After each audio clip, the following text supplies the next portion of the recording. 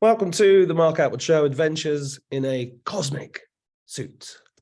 Now, before I start, as usual, please check the description and join my email list. That's the most important thing you can do because that's how I stay in touch with all my subscribers, because I get shadow banned and censored all over the place. Now, I've been talking recently about the need for unity, the need for compassion, but also the need for people that are awake to start getting together and doing something about it. And there's a group that I've come across recently called Perpetual Hearts, and I'm going to talk about that today because it's very interesting. And I'm joined by Nuala White and Janine right now, as soon as they come into the meeting room.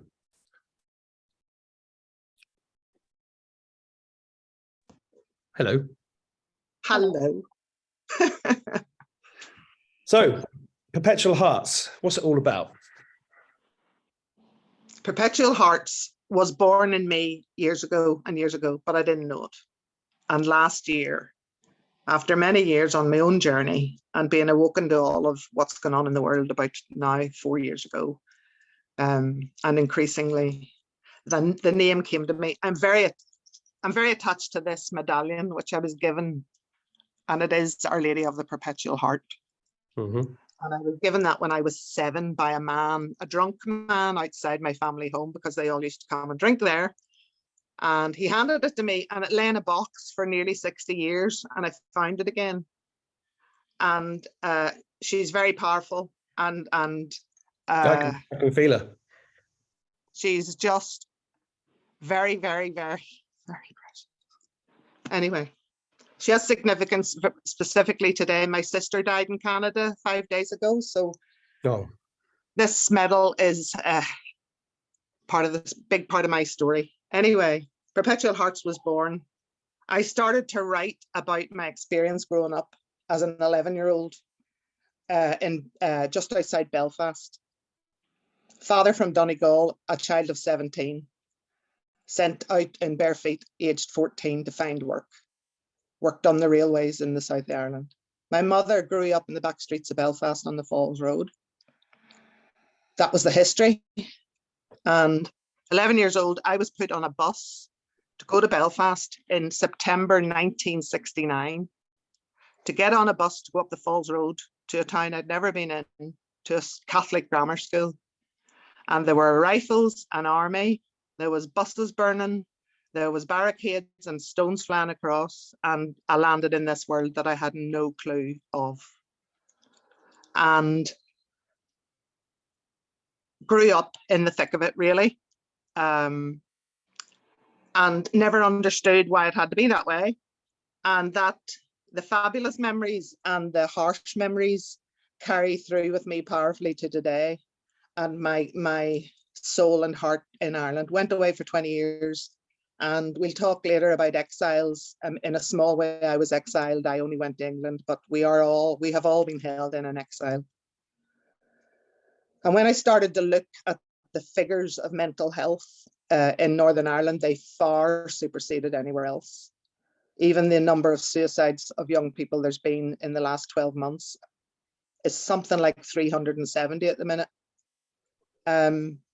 So that's where it was born, really, is the opportunity to massively transform our past into our future, but not forgetting our past, but moving to unification, to abundance, to peace, to celebration.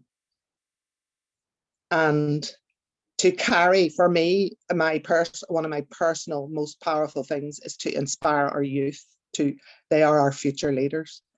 So I could go on, and I'll stop there, but that's where it was born. And so I put out a call to wherever I could to just say, would anybody like me to join me in this quest as to how we can work together?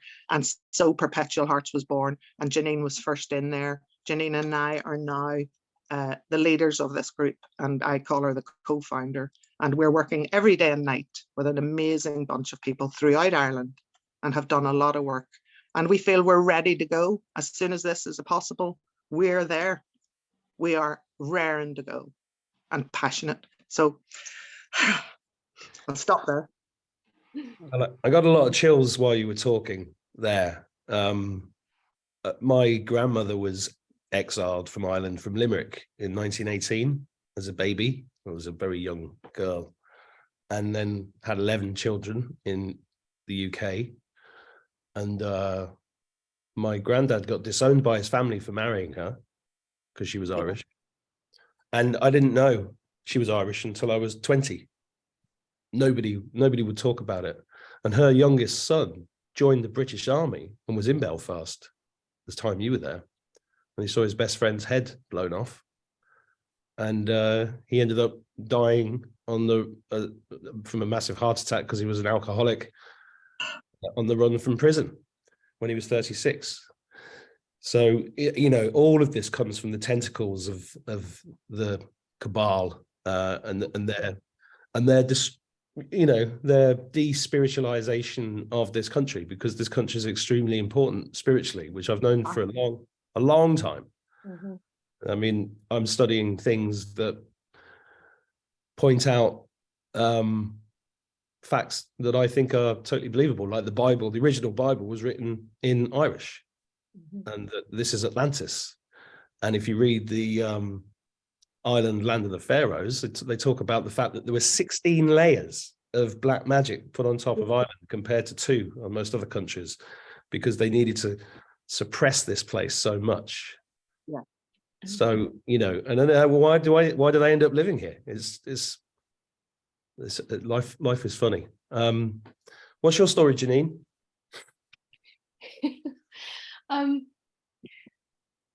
Sang Irish songs when I was at school. My mother was a music teacher. I trained in music. I majored in voice at college. That was my natural expression. And then I kind of stifled it and went in a different direction.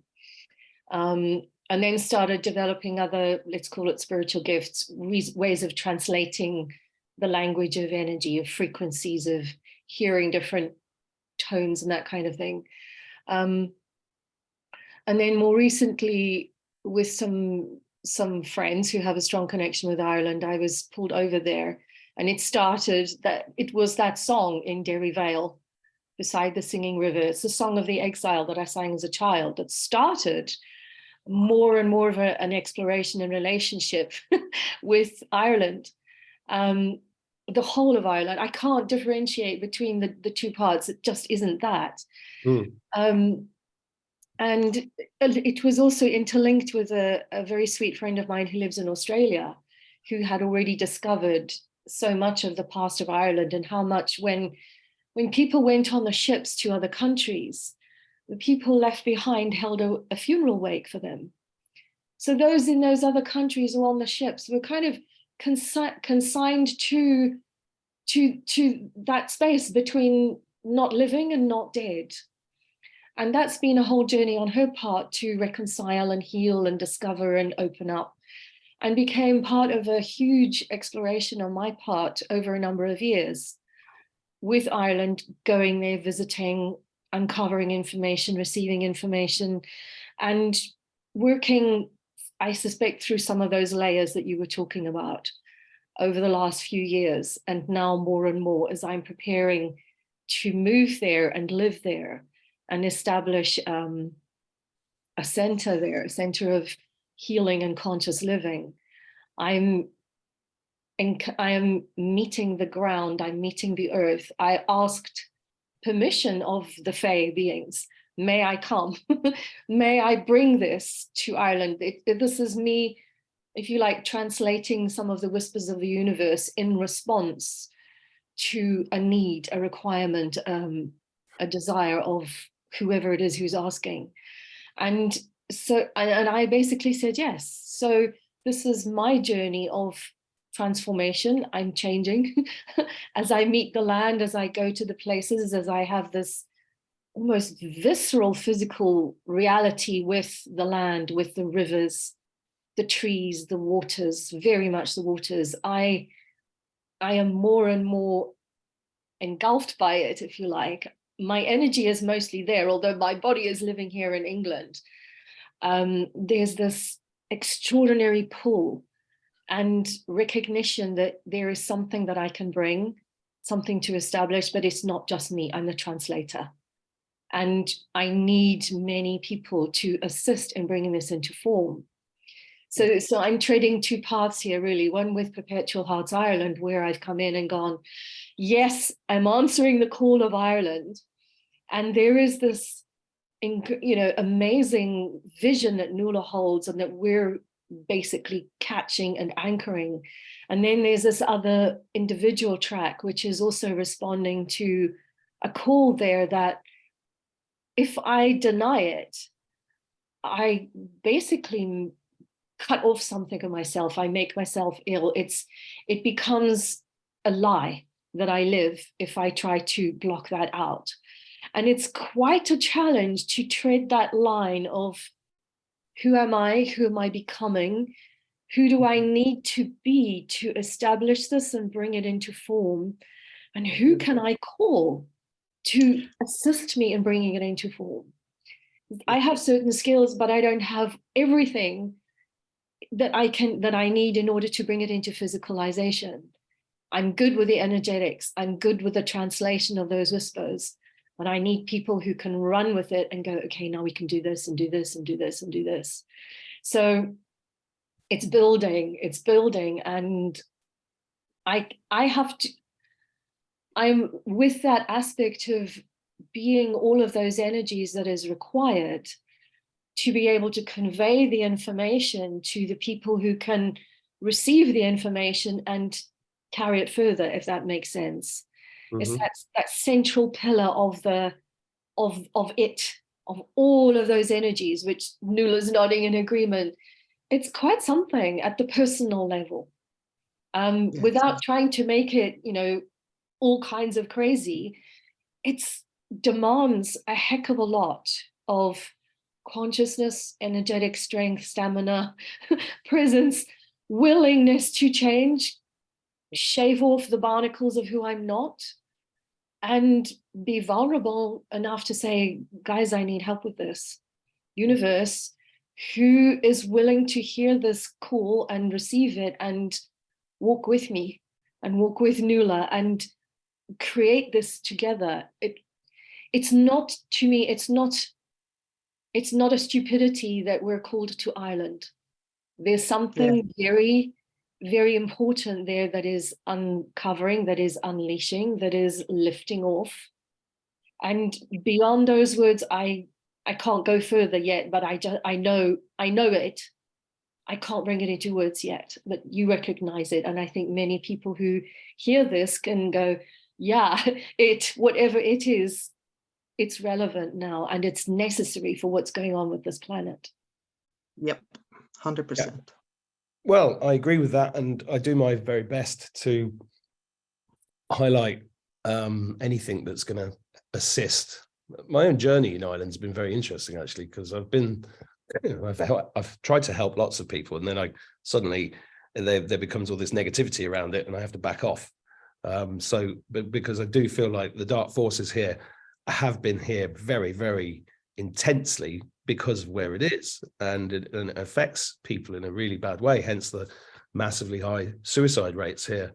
And and all what I'm seeing, though, what I'm starting to see is people actually standing up and fighting back. But that has to start with the spirit, but then it's starting to manifest in the 3D or in this so-called reality.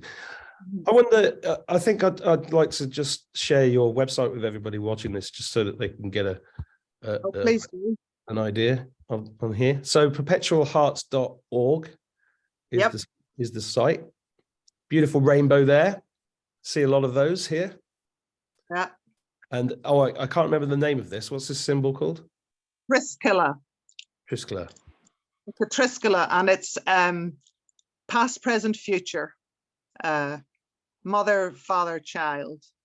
Earth, sea, sky. You won't be able to say that. You won't be able to say that in Satan's world anymore. It's got to be binary non-specific. GG binary not non-specific. Not on your friggin' life, man. So this is where people can go and find out more about the mission and what they can provide, and to join the team. And that's a bit more information. Yeah. Let's just click this button. That Yeah. is the part that's active right now, is to join our team, and we've got some people coming forward already. We've got links in there, and we haven't brought. I'll talk. The other ones aren't up yet because we can't resource those yet. We haven't got the resources, but this one is ready, and we're ready to accept. If you cleaned toilets for a living for the last 5 years, or made the tea, or if you're a director of some company and you know there's another way, everybody can be a part of this. Everybody, and will be treated the same. Janine and I would hope to convey today for our team, close team, and everybody else. It's like we're living right now the values of not 3D. We're living the future in our deeds. We're living in the future in the way we address each other in our group. I trust that our site is doing the same. We are practicing what we're preaching. We're walking our talk.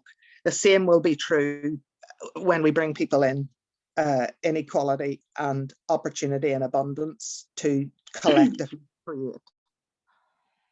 I hope the site conveys that. Yeah, so at the moment you're kind of building momentum, getting people together. What's the first thing that you're trying to achieve in this reality? Okay, if you open up also the projects page that's on the site, that's going to give you a really broad brush flavor of just how much we're setting in motion here. Healing centers, good. Yeah. Living communities, good. Yeah, my passion. Yeah. Carers and care homes, good, because in Ireland they are the worst. Don't even go there. I know. I know. I won't. Put it this way: a friend of mine's mum died in a care home near here and rang me up and said she was down to 6 stone. There was mold under her armpits when she died, and she wanted to put a banner outside in 2020 saying this care home murdered my mother. And I said, you know, there's a lot of that so we have to do that. Hospices, education and learning centers for children, good, because we have to get rid of the school system here. Homeless living. Yeah, sorry. The young children will be featured in many of those projects, like the living community. They'll be a key part, because the elders will support the young parents in the living community, will support the children to follow their passion, and the youth will come in to be able to learn what their passion is, etc. Yeah, because we need to unschool the children and let them be free, because the system at the moment is completely satanic. Yeah. Homeless living accommodation for needy. There are currently 12,000 homeless families in Ireland, and they're importing 80,000 unchecked young men from Albania. Unbelievable. It is. The land, yes. I mean, they've tried to systematically destroy the land with the forests that they've been bringing into Ireland. So this is essential, because this used to be the original forests of Ireland were just magical beyond belief. But I think they deforested everywhere because of the spiritual aspects of it, because the trees are our friends. Sure. They are living entities. They're real. They're not just wood. Bees, absolutely. Love that. Small farm explosion, absolutely. We need local food. All the wasted land around here, even in the housing estate, is big. The area of grass near me could easily feed everybody here for free. Yeah, well, water is the worst water in the world. It's got the highest fluoridation in the world, because they needed to calcify everybody's pineal glands so they could get away with the shit they've been getting away with. Funding people, absolutely. We'll talk about money in a bit more depth in a bit. Mortgage deletion, mortgage is fraud. The word mortgage means death grip in French. It's a complete fraud. It's your money. Community projects, B-suite, local heroes, tradesmen, inventory of skills. There's great. Do you know one thing that I'd like to say on there? Natural birth centers. Yeah, I listened last night. Absolutely. I was really lucky. I had my children at home. I had to fight for it. I got no care after my babies were born, because they walked out the door and left me to it, and it was hard. But I could not submit to that system, and we held strong. that call last night was beautiful, Mark, and I absolutely agree. It needs to go in there. Yeah. Without. I mean, I've had a vision about them for 10, 12 years, and they're just, every time I think about them, they make me smile, because that's how the way that the children come into the world is the beginning, you know. I know the way your friend, I can't remember her name, but the way she described Jacqueline. the honor of the journey of a soul into this work. I mean, I'm shivering at the very thought of it. Yeah. And I have been so blessed with both my children to do that. Well done, because I know how hard that is. But oh God, wouldn't have had it any other way. And they kept, I'm not taking your drugs. Just like, no, let's just get rid of all of them. We don't. Let's just delete the pharmacies completely. Yeah, well, sure, we'll add that in there. Good. I think I should ask Janine to sing that song. What do you think, Janine? No. He says putting me on the spot here. Yeah. You have to know that every time I sing it, I cry. So I'm probably not going to be able to sing it anyway. Well, I'll tell you what then. I'm going to share something with you two, because this is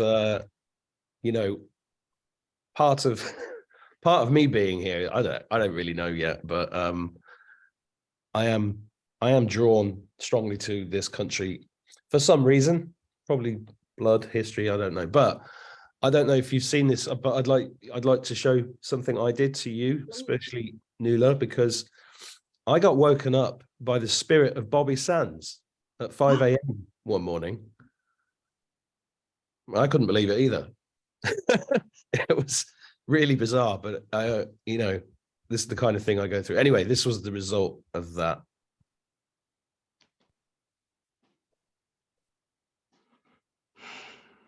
Rising era.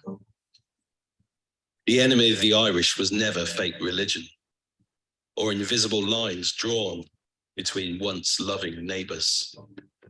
From north to south, with satanic precision. In the ancient land of Atlantis, to Egyptian pyramids in Limerick's mist, sovereignty hidden in the twisted words of a traitor's kiss. The lying face of tyranny, gifting its despair. All the king's horses and 1,000 years of tears could never stop the spirit of a rising era. The ghosts of the land rose through the Dagda and Bobby Sands, who led the 9 brave souls into martyrdom against the witch and for salvation of freedom's demands.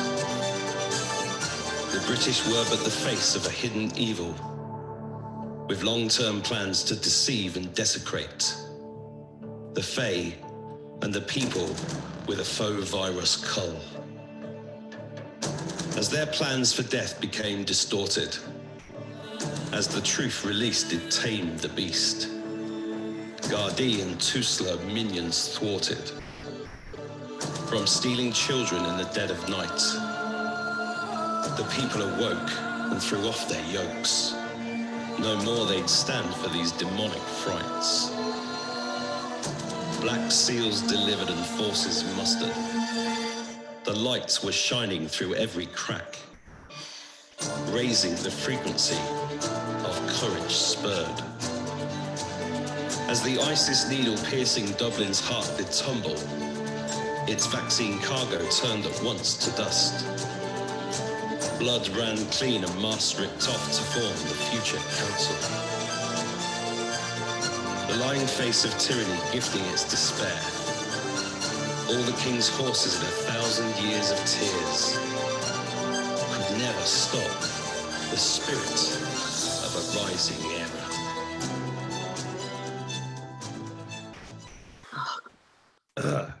That gives me goosebumps. Thank you. It's actually making me cry. Yeah. He died when I was still at school, and it was yeah, I mean, that's so powerful, Mark. That says everything.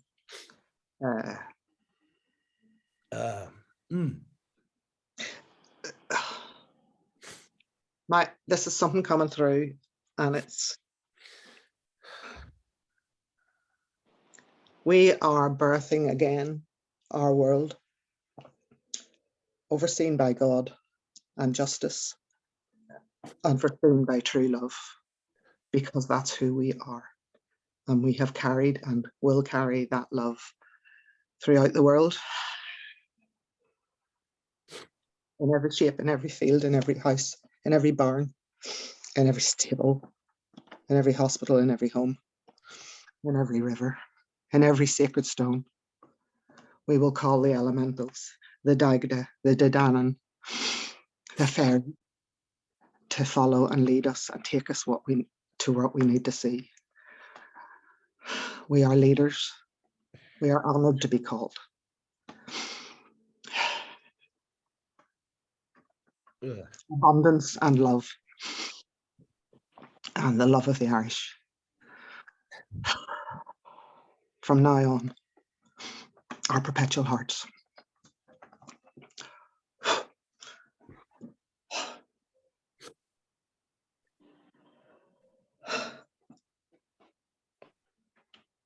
Yeah. Yeah. Well, this is a bit emotional.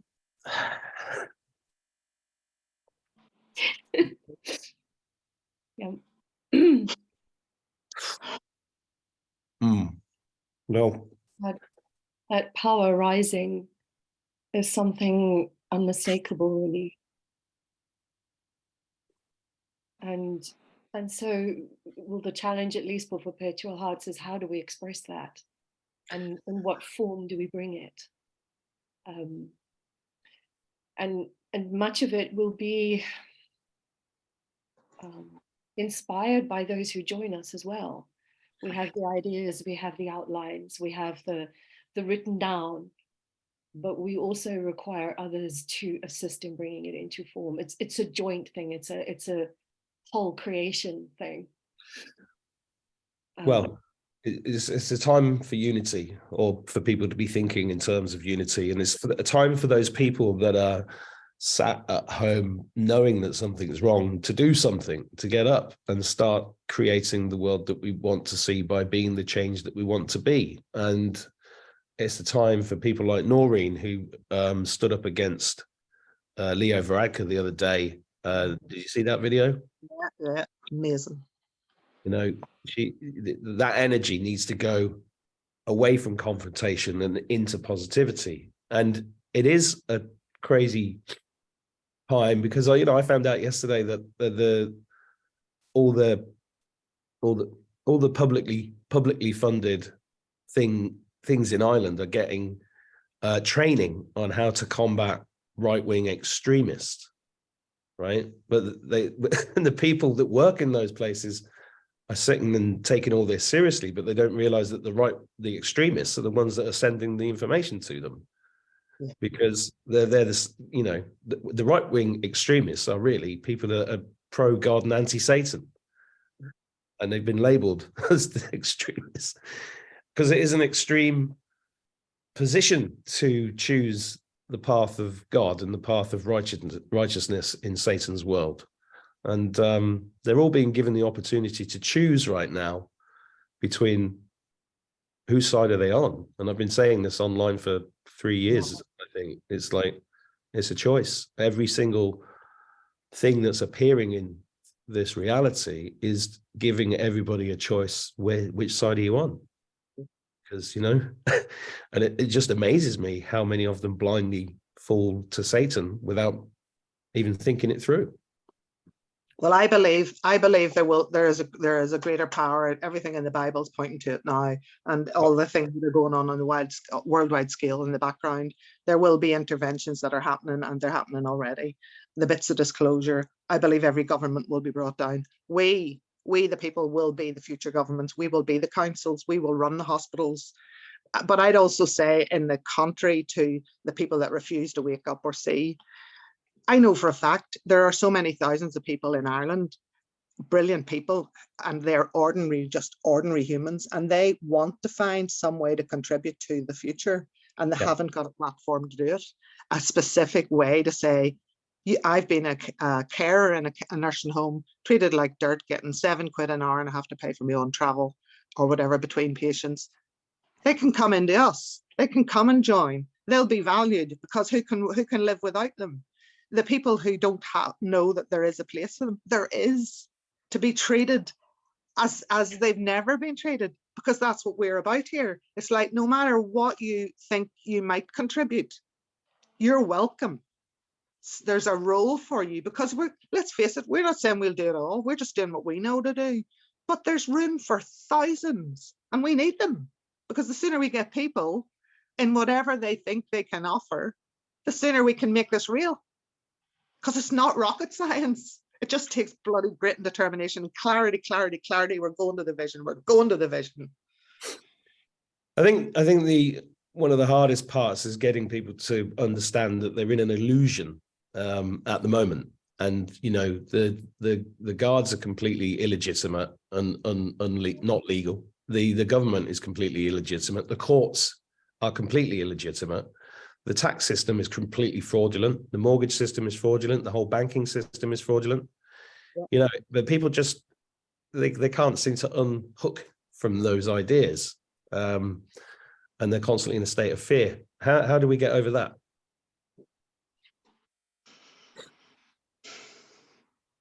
Or do we just gather as many awake people as possible, and then that in itself creates a power that shifts? Exactly what I'm saying. Yeah. That we create a space for people to come to start to be in the creation of something different. Yeah. And when we get the go and we're provided for, we're ready.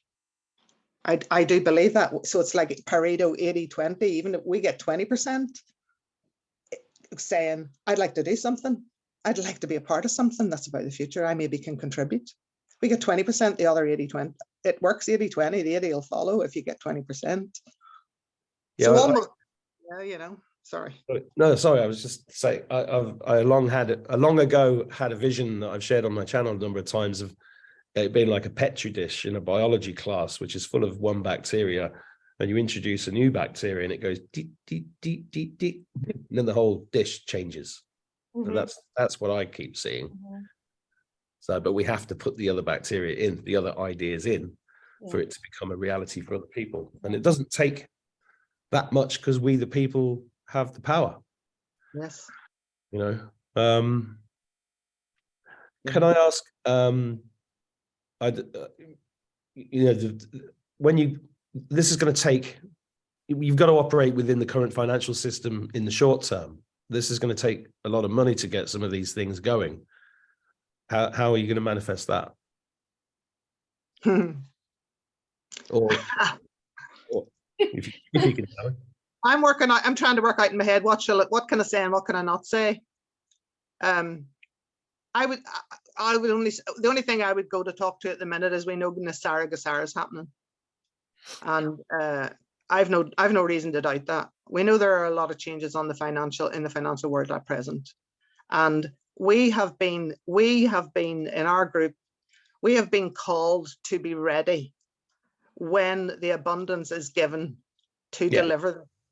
And we don't have even a single doubt that that's going to happen. And we fully believe and are calling it in. In this call, we're calling it in. We're saying to the world, through you, thank you, Mark, and all of your followers, we're saying, we're doing it now, because we know that will call it in. Yeah. So I might be skirting, but I'm being as clear as I can. There's not a doubt, all this abundance. We as a team, PHI, have been called to be ready, because we will be given the funding to deliver. And we're talking 100 years project here. We're not talking a couple of years and then we'll get bored. We're planning 100 years out for this generation, for the next generation, to build the scaffold and the fundamentals that will, it's a continuous loop. It's the figure of 8. We bring in more people, the children, the tinies that grow up in the living community, who are helped to be taught by the elders, who are valued because of the wisdom and because of the stories of their history, of the young parents, of the 17-year-old or 18-year-old who doesn't have a clue how to get to university and doesn't want to be on the dole for their life, comes in and finds their passion and place. In that system, we are growing. Youth are our future leaders. So this is a continuous loop we're talking here. This is not a flight of fancy. And there's no doubt we are going to receive what we've been asked to do, or we wouldn't have been asked to do it. Absolutely. I just want to make that clear, because I know what people watching shows like this are thinking. So I try to get those questions in. I completely agree. I've understood the power of manifesting. We are the creators. They hijacked our abilities, because they don't have it. They don't have the creating abilities. So they influence us through symbolism and through mind control and all of that to kind of create our own prison, which is what they've done, because it's absolutely crackers. This country should be the richest country on the planet. It's absolutely packed with gold and minerals and stuff, but it's all hidden from the people. It's extraordinary. You just look at the buildings in this country compared to, say, the UK, and you can tell that there's kind of a poverty mindset with the way that things are built, even. And that in my mind, Ireland it should be like Tolkien's Middle Earth, where the hobbits come from. In fact, I think that's actually what it was based on, because near me there's a place called Gollum's Cave, which I think Tolkien named Gollum after. But that the scene in The Lord of the Rings where they all know each other. They've got these lovely houses built into the earth, and they like eating and drinking and dancing. And that's the way they should be like. And it was like that here until about 20 years ago. The pubs have got 3 or 4 people in now. The live music has massively dropped down. People are drinking at home because it's so expensive to drink out. They don't know their neighbors like they used to. You see it all over. It's same in the UK, same all over the world. Yeah. That time of separation has to end, and I think that people are yearning for it. But as you say, where do they put that energy? So I think it's a wonderful vision that you've had, and anybody watching this, just go to perpetualhearts.org and have a good look around and enter your details and see where it takes you, because it's an adventure. We're going on a wild adventure after all this 3D nonsense plays out. And I commend you on what you're doing. It's excellent. We're ready, actually, Mark. We're ready to. In fact, I've just started work on Janine's been busy writing some of the job descriptions. Now, how you write job descriptions that isn't 3D corporate world, that's a challenge, but we're doing it. But I'm starting to write the selection, the assessment selection days that we're going to have, because I can see it clearly that there's nothing to stop us doing at this stage. We'll bring maybe 30 people into a room who have put in join our team, and it might be in a particular subset of skill sets or roles that they're asking to be part of. And we'll bring maybe 30 or maybe more into a room, and we'll sit with them, and they'll have a cup of tea, and they'll have a conversation where they'll dig into us and ask as many questions as they. So they'll feel into us and we'll feel into them, and they'll know it's like the energy that's been here in this room between us here, that you can't escape that energy. You got to be dead from the feet up. You can't escape that vibrancy and that vibration. And we'll have those days, and we're planning them at the minute and designing them. And there'll be something about, like, I see, we'll have a conversation where we're in the middle and they're around, and they're quizzing and testing us, and they're testing our values and beliefs. And then there'll be maybe sessions where we'll invite small groups of them to have a conversation about the shift to New Earth, and see how deep they're capable of going with that. See their capability of asking interesting questions, of being able to respond, seeing their ability to disagree, because you mustn't disagree with anybody out loud, never, whatever you say nothing is the Irish motto, so we can observe that. I mean, some of my corporate background of work doing massive leadership change organization stuff, which was the most incredible ride, that's all coming flooding back. So we'll have days like that. As soon as we've got the people, we'll be creating those days. So we're not talking about sitting on our backsides and waiting. We're not waiting. We're creating it now. Well, I love that. And I've got a background in business, and I had quite a big business in the UK, and I got very interested in how do you get the best out of people? Because what happens with most people is that they come for the job interview. They really, really want the job. They do everything they can to impress you. And then 3 weeks later, they fucking hate you because you're the reason they have to get up at 7 o'clock in the morning.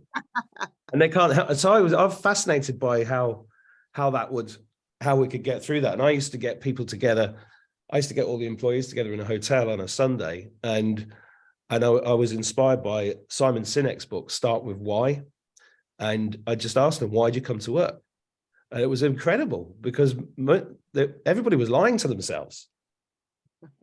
Everybody's lying to themselves. See, this is what's interesting about this time, is because the frequency of 5D is one of complete truth. Mhm. You cannot lie to yourself. You cannot lie to anybody else. You cannot screw anybody. It's just impossible. Nothing that can't survive where we're going. Yeah. Which is why this process of wrangling us out of 3D is like so bloody painful and long-winded, because people are lying to themselves about who they are, what their life is, and what it all means. Right. And but you have to go through that process. And when I did go through that process with the staff, some of them just literally resigned the next day. Great, they bounced off. And then the people that really went with it ended up running the company.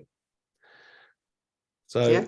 and it's a process, but that kind of, I think that's why we've got a businessman Yeah. running the world at the moment. Yep. The most spiritual person on the planet is a businessman, because you have to understand how and he's always made a point of treating everybody the same, from the waiter to the janitor to the CEO, and giving them all respect. And I think and that's the point, because I've said to my daughter a number of times, where we're going is going to be completely abundant. We're going to have superpowers, effectively. You're going to be, and she's like, well, if we've got all that money, who's going to clean the toilet? I said, somebody will want to do that. Mhm. It doesn't, my mum loves cleaning. And if we've had that conversation, Janine, I mean, you should talk, Janine, there about the struggle to write a director's job description that isn't 3D, because it's very real in terms of its translatability to somebody who's going to apply to take a role like that.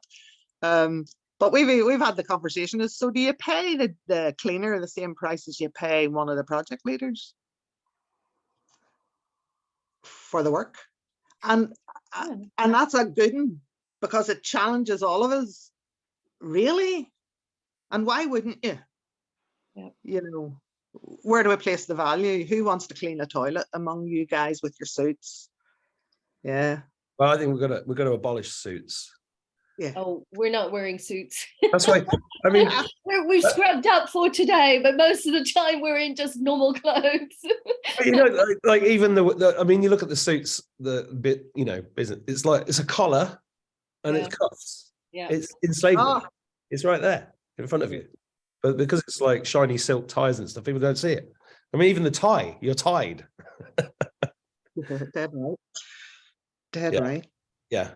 No, I can feel everything that you're talking about, and it's funny because I was actually thinking this the other day. There needs to be some sort of organization happening where people can join in and feel like they're with people that are aligned with them, and they can follow their heart, their passion, and the abundance will follow. Yeah. So, and then you turned up. Yeah. Yeah. It's we want all creeds and all cloths to say, I'm here, and you don't need to know what you can contribute, but you're a human being with a passion. So have you got any aspirations for this to spread beyond Ireland, or is this an Irish project?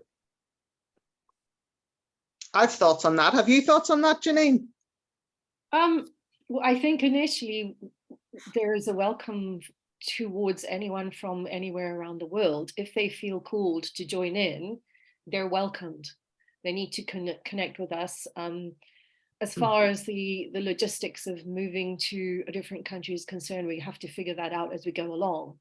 But although it's kind of focalized around Ireland, it feels as though it has the capacity to become a model, or to spread, or be utilized by other people.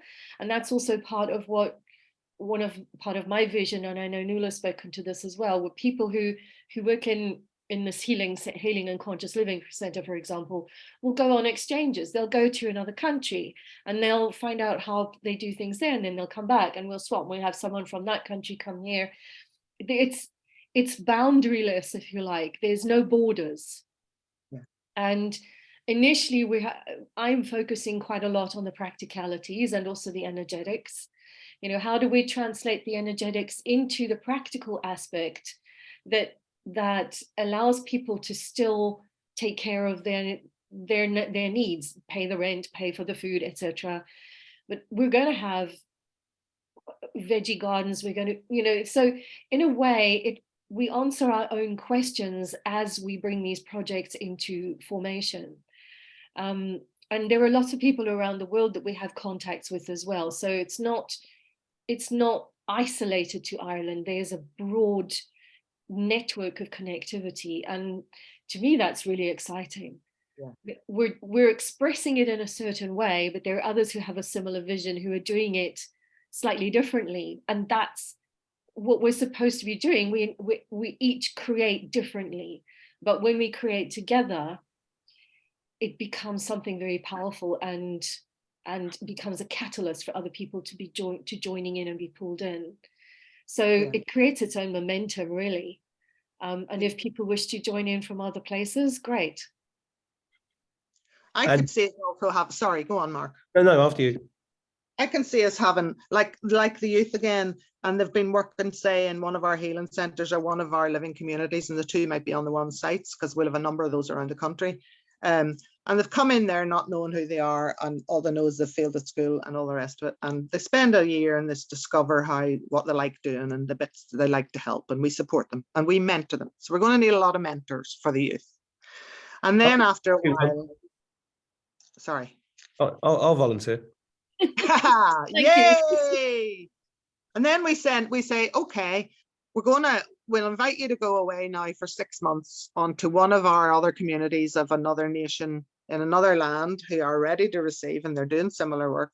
And the only deal is that you bring the learning back home. Yeah. So again, you're talking figure of 8. Any system has to flow, or you get entropy and atrophy. So it'll flow. So we send them out and we bring them back. Say we create international retreats. I'm passionate. I love retreat. I love running, that sort of thing. I just love it. I just have so much fun. Anyway, so you create a retreat somewhere beautiful that another organization in somewhere else in the world will have. And you go there, and that might be a multinational one. And we're together. There's a group are brought in and together, and they bring their kids if they want, etc., etc. And they do the work, the development work, both spiritually, emotionally, and mentally. They do the work. They build their visions further. They come home. This is obvious. The only thing that's ever stopped, well, apart from the friggin' blackness, but even in a corporate system, the only thing that ever stopped you doing is that, because they actually didn't want to change. Right. So like I won a whole lot of contracts for doing massive change work in the HSE in Ireland and UK and all of that. And basically, here we'll pay you lots of money because we absolutely love what we're telling you we need. And then the subtext is, but don't you bloody well dare succeed. Yeah, I know they spend a huge amount of money on bringing people in to appear that they are wanting to, but nothing will stop them because it's all part of the agenda. This is one of the things I've been trying to explain to people about the people that believe all of this is about profits, you know, for the pharmaceutical industry. It's not. It's nothing to do with money. They already own all the money. They don't need any money. It's about control and death. And now we're going to emerge with decentralized control, decentralized countries, and open source. All of that, what you're describing is open source, and we should open source everything, as Robert David Steele said in his book. God bless him. What was the other question I had for you? I had another question. It's gone. That's not very good for an interviewer. Well, we were talking about the youth. We were talking about retreats. We were talking about the international sharing, the continuous cycle of learning and development and growing. And oh no, I was going to ask you. Are you familiar with Michael Tellinger's One Small Town? Very much so, yeah. Yeah. because, you know, I think that's a phenomenal model that he's developed there. What are your thoughts on it? You first, Janine, or me? Well, it's something that I could imagine participating in for a short period of time or generating some funds with it. It's close to my heart by the origin of it, because I grew up on the land of Africa. I grew up during a civil war. There was that aspect of, you know, you have to work together. And the idea of the Ubuntu and what Michael is bringing forward on that land feels entirely appropriate and congruent with the message. I love the idea. It's something that could easily be included in some of what we're doing here. We just got to get it sorted and bring it over.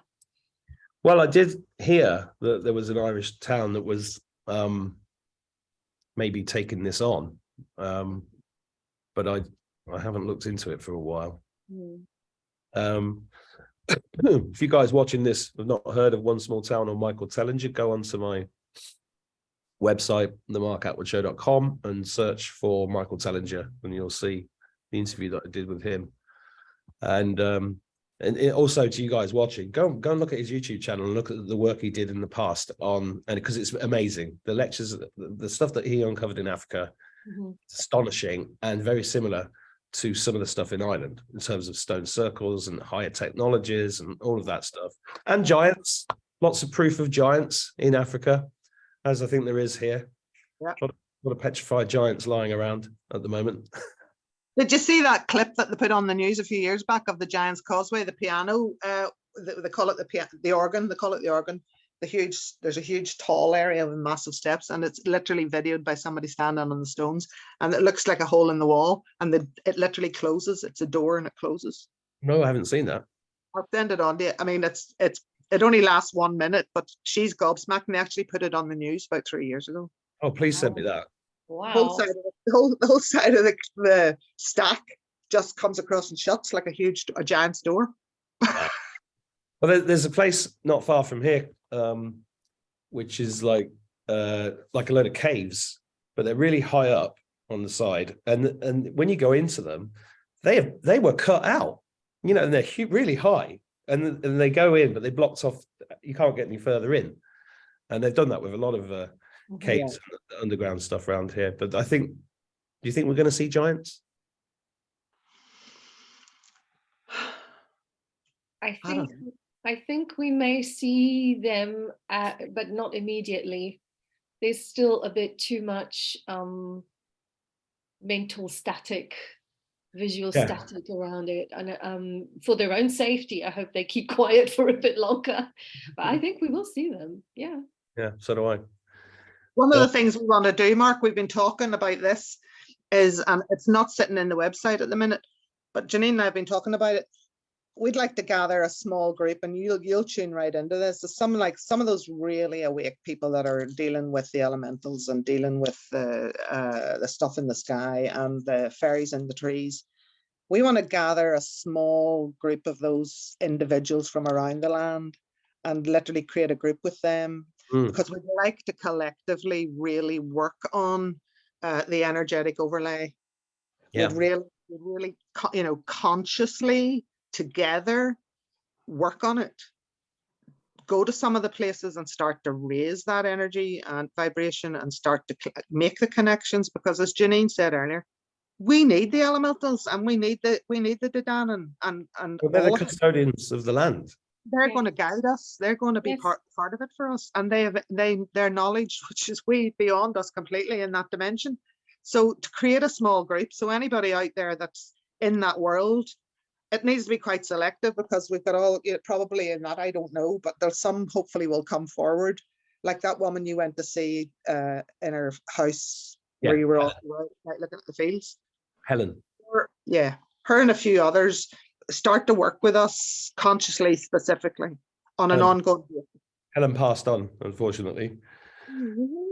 Yeah, last Christmas, just Christmas before last. Oh God. It was her time, but yeah, she was a lovely woman. But there's lots of people. I mean, yeah, and people like Helen, I've tried to find through this channel and this work, and I've loved meeting so many people. But there's also a lot of spiritual snobbery around, and people think they know best, and people are getting messages from different dimensions that are not of the light.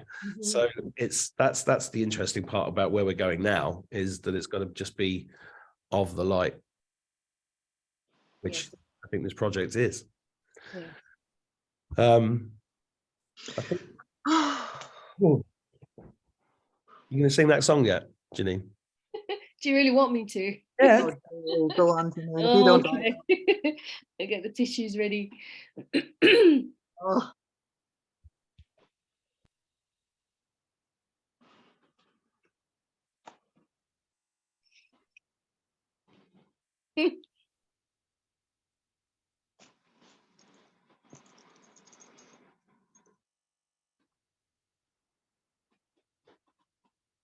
In Derry Vale, beside the singing river, so oft I strayed many years ago, and culled at morn the golden daffodils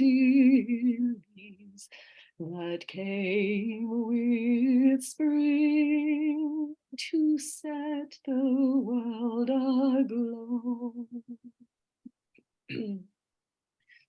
Oh, Derry Vale, my thoughts are ever turning to your broad streams and fairy circled leaves. For your green oaks, exiled heart is yearning. So far away across the sea.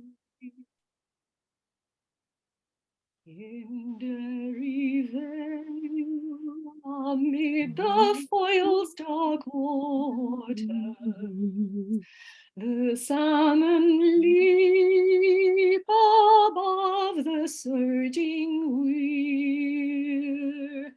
The seabirds call, I still can hear them calling in night's long dreams.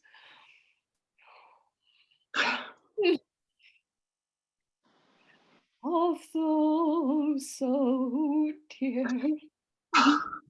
Sorry, guys.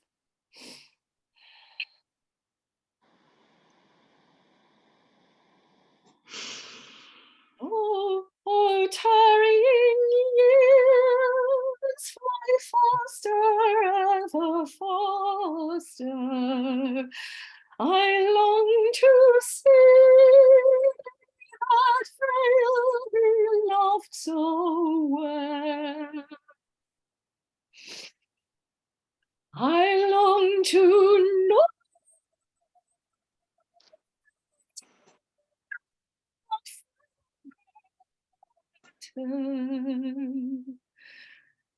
and there at home in peace to dwell.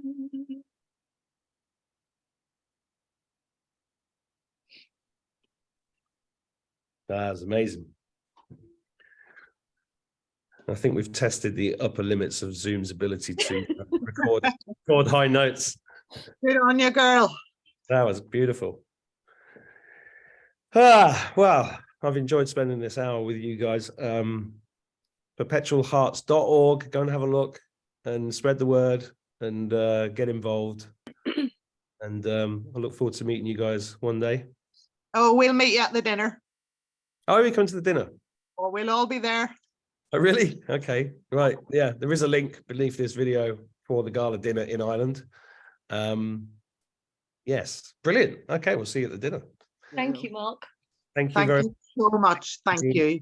Bless your heart. You do brilliant work. Thank you. So do you. We all do. We do. Take care. Bye. Bless you.